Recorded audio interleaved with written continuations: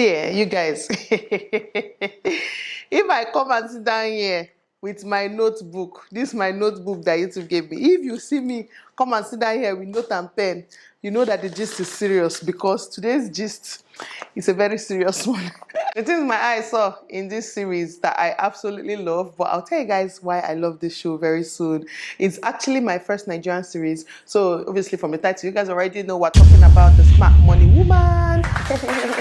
So basically, it's a show on Netflix, it's a Nigerian TV series. And see, I just finished watching it and I have to come and sit down here and spill because that's too much information to keep to myself. Because I know some of you people, some of you coconut heads will not watch it, even though you know you should. But if you're like me, you probably won't. But I shamed myself this time around. I actually watched it and I enjoyed it, okay? So let me just say, if you don't like spoilers, leave. Even though I'm not going to be spoiling the actual movie, but like saying things I learned from the movie that I feel like we should all know. Like, ride with me if you ride with me, you can slide with me if you feel like 550 on the 5 sticky, come get high with me, that's a deal, right? I'm going to try and keep this video short, okay? I have my notes, so if you see me doing like this, please, I am remembering what I wrote down to discuss, okay? So first things first, basically, yeah, like one thing you should know about this movie is that it's basically about few things, like managing your money right, which is like number one thing. Like it's basically about how to manage your money, how to prioritize, invest, like all the things that has to do with managing money. And secondly, like how to live your life without impressing people, without trying to impress people, because it costs money. Like it costs money. I'm only saying this because the lady that the show centered on at first used to do things for shows, basically, but point is, do not live your life to impress people. Just cut your coat according to your sizes, okay? And also how to manage your money right. That's like basically what this whole series is about. So now let me talk about a few things that I liked about the show. So I liked the fact that it focused on so many little things that we know or we do unconsciously without even paying attention, and they focused on it to kind of shine light on that topic or on that aspect or whatever. Do you get what I mean? Like, hey, let's even discuss this. Let's even talk about this, okay? See, dating in Lagos is not the same thing as dating in the rest of the world. In fact, not just Nigeria, the world, because going on dates, you even buy dresses to choose from. Not only do you buy dresses, you're buying shoe, bag, you're going to makeup artists to do makeup. I've never even gone to makeup artists to do makeup for a date. I don't even put that effort for my husband. Maybe I should start doing that because I'm not understanding. We've been doing it wrong. Like we've been doing it so wrong. And all these things without knowing, it costs money. You're preparing for dates. You're already spending 200,000 preparation. That boy, you might not even see after that date again. You understand? And another thing that they kind of focused on too, that a lot of women do unconsciously, and this show is focused on women, obviously, like Smart Money Woman, I mean, on women. So is all this buying should be up and down every Christmas, every Easter, every time of anybody that is doing Ashobi, they remember you. But when it's your turn, you want to sell Ashobi to them, yeah, they will tell you they're not coming, they're nowhere to be found. So all this buying should be up and down, unnecessary things really that women do. You know you cannot afford a flat in Lekki. Why are you living there? If you move to Surulere, are you gonna die? No, you are not. If you move to, is it Yaba? Whatever, you put that no Lagos, sha. Move to somewhere on the mainland, basically. Move to Aja, move anywhere else where you will save money and even live comfortably. You're living on the island. You cannot pay rent. You cannot pay your service charge. You will not even be doing things. You cannot be on light in your house because you're scared of service charge. You cannot really do much, but you want to answer, I'm living on the island. Apparently, you Lagos people, please tell me if I'm wrong. Apparently, actually, it has happened to me maybe like twice. Is it twice? Twice, actually, yeah. When you mistake like someone that lives in Lekki Phase 1 as someone that lives in Lekki Phase 2, I hear that people to take it personal. People like us that live inside villages, we should kill ourselves. Basically, I heard it's a thing in Lagos that, oh, if you mistake someone that lives in Phase 1, we're like, no, like, we don't deal with Phase 2. We don't do that Phase 2 shit over here. Hi, let me laugh for blood of God. Help your daughters. Anyways, yeah, basically, stop living life to impress people. If you cannot afford apartments in Lekki, go and rent apartment any other place. Even some people living in Ikoyi and stuff. And see, just go and watch this series. You understand? Go and watch it. Let me move on. Okay. Okay, I put an example for the little things that they showed in the series that, you know, that are important, like Zuri's mom's house fire. Oh, yeah. let me even say this one now. Yeah, like one of the actresses, the mom's house caught fire, and it was caused by electrical issues. And then when the auntie was saying the gist, she was like, "It's the witches and wizards that sense the fire." I'm just like, this is so African, mom. This is something like my mother would say. My mother is going to watch this thing and call me. It's something my mom would say. Everything is spiritual. See, why are Nigerian or African mothers? In fact, why are Nigerian mothers like that? Your house cannot burn because you made a mistake. Yeah, because you left the gas on or something. It's somebody from your village that sent the spirit or the witches to come and do it. Okay, now, if you like, don't learn. But I like how they focused on those little things because they happen every day. And it just happens everyday life. And this movie kind of just brought it to light again. So I'm hoping that when some people that used to do these things watch this movie, they'll be like, oh, yeah.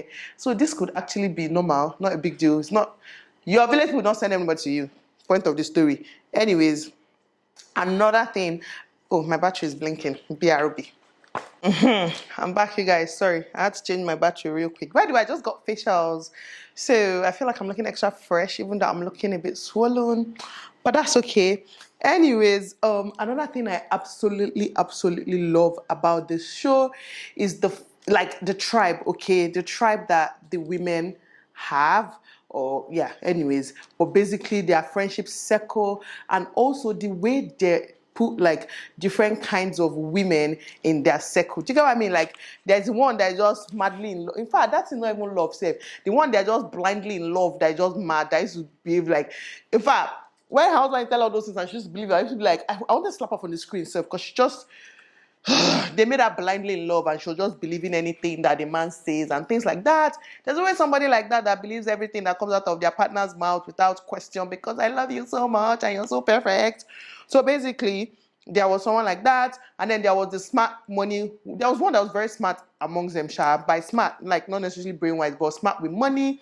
She's the one that, see, anytime you say, I want to buy this, I want to feel like, but why? You can't even afford it. You're battling to start up your business, or you're battling to do this for your business, and now you want to buy new shoes, you want to buy new dresses. She even worked out on them like, you lot are not serious human beings, because why? And then there was the one that just did not know how to manage money. She was just like anyhow. And then there was one that was rich husband, living the rich husband life without any income on her own. She was just living like off her husband and stuff. So you know how, like, I liked that they put effort into representing different women in that category. And also the girl that was madly in love and foolishly in love, she was basically the breadwinner of her family. Again, I'm not going to spoil the movie. Still go and watch it to know what happened to her. They even had joint account, bawa, run. Anyways, point is, I liked that representation. It's like it's probably my favorite, probably my favorite thing about the movie, because I find that having that kind of diverse circle or diverse kind of people in your circle, it helps you. You learn from people's mistakes. You learn from other people's whatever, not mistakes, the opposite of mistake. You learn from that, and you also contribute to them in so many, because people are not the same. So you keep learning. This life is about learning. Anyways, I liked that. I also like that it focused on the importance of support system. You need support, like no matter what, no matter who you are in this life, you need support. No man is an island. No man is an island. Okay, you need your tribe. You need your people. Like, do you know how bad and how boring and how uninterested the world would be to you if you don't have people? Like, seriously, I like that they also highlighted that, like, support system is highly important. Let me even tell you people the most important thing I picked out from this show, personally, me as Chinelo now. Okay, yes. That's it, basically, one thing that I picked out from this show is the importance of getting your money in order, okay? And getting your money in order, there are so many steps with me. My money is not in order. My life is not even in order. And this show, like, after watching this yesterday, I called my husband. I was like, my sister-in-law left yesterday, yeah. So on my way back from the airport, I just called my husband. I talked to him on my way back. I was just like, babe, will this guy affairs in order? God forbid, nothing happened to us. God forbid. Even as I was saying it, God forbid came out of my mouth like 20 times. And you realize that that's what's keeping us back in Nigeria. And they highlighted it in this movie. The fact that when anybody wants to talk about debt or a will or putting affairs in order, it's almost like you're calling debt to come and carry you. But no, people put their affairs in order from a young age. Let's say you're a trust fund child and you get all that money at 20 or whatnot. You're supposed to put your affairs in order. If anything happens to you, bank will chop your money, your family will suffer. Like, you will not even know where your money went or how your akonoba will just disappear overnight. Basically, how your properties will go overnight. So one thing I picked up from this movie, the most important thing, which I'm starting work, I told my husband, okay, we can work towards beginning of next year to have arranged everything in order. I know this year is going to be tough. We have a lot of projects. We have things we're actually doing. I know there's danger in delay, but hopefully we'll start working on it now. We'll have to separate family finances from business finances, separate our kids' finances. Like each child should have their own everything, bank account, their expenses are coming from there. Like I really want to be that organized with my finances. And me as a person, Chinelo, like I just make money and I just spend money. You understand? So I've always known that personally, I need a sort of an accountant because, see, let me tell you, why I need an accountant. It's not that I spend too much. I actually don't spend too much. I only buy food. And to be honest, like the percentage of my income I use in buying food is like, I don't know, 1%, like 2%, 5%, like how much money can I really spend on food? So I don't really splurge on expensive things. Probably my most expensive thing is the slippers I just bought, which I don't know, I deserve. So I'll buy. It doesn't mean you shouldn't buy designer stuff. It doesn't mean you shouldn't do all those things. But if you plan yourself well, let's say you're budgeting and every month you're bringing out 100,000 naira for investment, 100,000 naira for this, 100,000 for my kids, 50K for savings, blah, blah, blah, and then another 50K for spending, you can still save up that money that you don't spend from your own money and still buy these designer things. Do you get? But the most important thing is planning. Don't just go because I made $1,000. Let me go and buy a shoe of $1,000. Do you get what I mean? That's where the mistake enters. So that's one thing this movie taught me, like how to get my affairs in order. I feel like as much as I try to budget and manage my money the best I can, my biggest issue as a person is that I am a saver, okay? I am a saver. I save a lot. Like, I like to see my money in my account. You know when you log into your account and just look at your balance and you just smile to yourself? That's me. I love seeing my money, and that is a horrible combination, like being a saver and also liking to like splurge on things because you're not multiplying your income. Your money is not multiplying. This movie talked a lot about, is it FBN something? Did I write it down? Okay, I don't think so. But basically talked about something that I'm going to look into. And I'm also looking into trading Forex and a bunch of things right now. Is it Forex or whatever? I'm looking at Octa FX. So point is, I'm looking at different things that can help me multiply my income because sitting in the bank is depreciating. If you have 1 million naira in the bank in January, by December with the way Nigeria went this year, if you saved 1 million in January, by December is 500,000. Like you collect 1 million, but you can only do something that 500,000 would do in January with that money in December. Do you get the explanation? So that's one thing this movie taught me, and also the importance of writing a will. Oh my God, I told my husband we're writing our will. We have to, like, obviously sometimes say, oh, we're too young to write a will, but people die at 25. People that have made it, people that have kids, die at 25. Like I have a friend that just lost her husband, and that thing disturbed me for weeks because I'm just like, this could have been anyone. It could be me, it could be my husband, and then where do we go from here? Like, God forbid. Is that thing, that Nigerian thing of God forbid, God forbid. You can have this conversation without it happening to you. It's just a freaking conversation. Do you get? So like, I need to write a will, and I'm going to do a video will. This one, there's not going to be anything that when Nelo dies, I'm not dying. But okay, we can talk about death without bringing death to ourselves. There's not going to be anything like when Nelo dies, this person will contest this and say, no, you people see me on video telling you people, you see this, all my money that I made in this, like, give it to Adana. Give everything to Adana. The boys should go to their father. I'm kidding.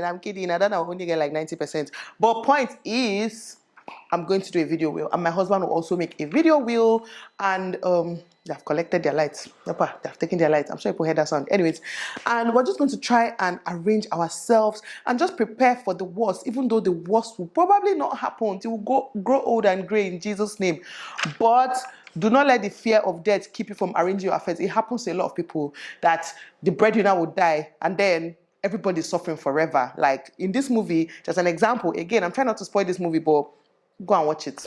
You know, it also taught the dangers of having a joint account, especially having a joint account is actually not bad, but both of you have to be signatories to the account. Like one person cannot withdraw money without the other. Because sometimes I wonder, oh, should we have a joint account? I will like ask my husband, but should we do a joint account? And at some point we decided, okay, let's do a joint account, not for our daily spending, just for saving for important things. But at the end of the day, is it really necessary? We trust each other, like, we get things done without the hassle. So why bring in trouble when there is no trouble already existing? But research about dangers of joint account and things that can happen, but whatever you do, make sure both of you are signatories to the account. But basically, the last statement that was made in this series is, I wrote it down, ultimately her net worth is more important than her wardrobe. Yes, don't be that bad bee that her wardrobe is more important than her net worth, because that's what happened to, you know, one of them in the show. And eventually she put her affairs in order. Go and watch it and understand how everything happened. And I like that the movie highlighted tools as well to help you to achieve this. And let me even give them that. They were plugging any and everybody into this movie. Tara was plugged. I even noticed Tokemakinwa Luxury, all these restaurants, like probably big restaurants in Lagos. I don't know any of them. Sha, basically they were plugging people in, and I found that to be quite nice. When they even plugged in a comedian as well, and yeah, that comedian, I don't know his name, but I come across him on Instagram. Basically, it was something nice. See, go and watch it. 10 over 10. Coming from me, 10 over 10. I'm going to put some things on the screen right now, some screenshots that I took, so that you guys will just read it. Like every few, what's it called? Is it every few minutes, they will put something and explain something. Like they explained being broke, okay? And they were like, being broke is basically when, if you lose your primary source of income or something, you're not able to maintain the lifestyle that you are used to. I never knew that that was the official definition of being broke. But now I know, okay? If I lose my job now, I can maintain my lifestyle, but for how long? So eventually you still go broke. So that's why you need things to keep multiplying your money. And also, yeah, just from time to time, they're just putting things on the screen that were quite helpful. See, just go and watch it. I'm done. We are done. Class is over. Case is closed. What's it called? Round of applause for everybody that was involved in this show. Round of applause. Yes, round of applause, you guys. Everyone that was involved in this show. Round of applause. And I like that it wasn't overly dramatic. Like it was actually relatable. It wasn't okay. There was one character I did not like. The Igbo man, the Igbo landlord. That's not how Igbo people talk. That's all I have to say about that. That's not how Igbo people talk, please. It felt like someone that is not Igbo trying to mimic how Igbo people talk, or an Igbo person trying to exaggerate, but that person not Igbo, sha. But anyways, can I find an Igbo man to do that? I don't know if it's Igbo, let me not judge. But that's one thing I didn't like, because I felt like, I beg, this is how Igbo people sound. But they brought our lights back. But round of applause to everyone that was involved in that show. Absolutely amazing job. You would think I was paid to come and do this review, but no, that's how much I loved it. And I feel like you people need to hear this, okay? I follow Jola of I Said What I Said podcast on Instagram, and that's how I found out about the show. And obviously I had to watch it. And see, one day, your babe is going to be on that podcast. You will see. You people will see it. But seriously, a round of applause. I don't know. I loved it. That's all oh yeah, Ed, leave the video now. Be going. Just make sure I said everything. Just be going. Go and watch the movie. I'll see you guys in my next video. Mwah.